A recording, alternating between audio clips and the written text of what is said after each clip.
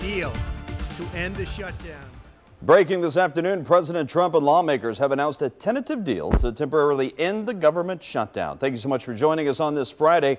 For now, the president is backing off his demand for billions of dollars for a border wall. But threatened to shut down the government again in just 3 weeks if he doesn't get wall funding. Just 15 minutes ago, the Senate did approve the bill to reopen the government, taking the first step to end the nation's longest shutdown. Now it'll head to the House for a vote. The president agreed to fund the government through February 15th while negotiations continue on the border wall. The legislation will also include back pay for 800,000 federal workers who have gone without their salaries during this shutdown. I want to thank all of the incredible federal workers and their amazing families who have shown such extraordinary devotion in the face of this recent hardship. So just to recap here, some of the biggest takeaways from the president's announcement this afternoon.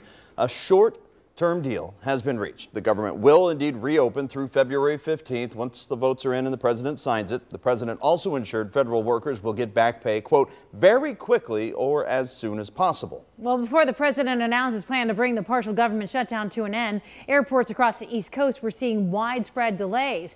A shortage of air traffic controllers in certain spots caused the issues. 9 on your side's Josh Bazan is at CVG for us live tonight. Josh? Yeah, no shortage of air traffic controllers here at CVG, but shortages at other airports did cause problems for some flights coming in and out of the airport. We know to some point today, airports in Newark, Philadelphia, Atlanta, New York City and Florida were directly impacted by that shortage of workers. And with those major hubs seeing problems, it created issues for a number of airports up and down the East Coast. And some travelers at CVG say they felt the impact today.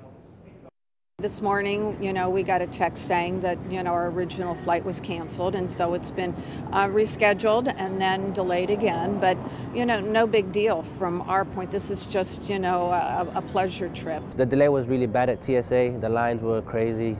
There was hundreds of people waiting in line, which is never like that in Atlanta. It's busy, but it's gotten worse during the past few weeks. Most travelers I spoke to didn't have any problems with their flights today. The shortage of air traffic controllers came on what was the 35th day of the government shutdown. Around 800,000 federal workers, including TSA agents and air traffic controllers, missed their second straight paycheck today. President Trump is promising to get those workers their back pay as soon as possible. Live at the airport, Josh Bazan, 9 on your side.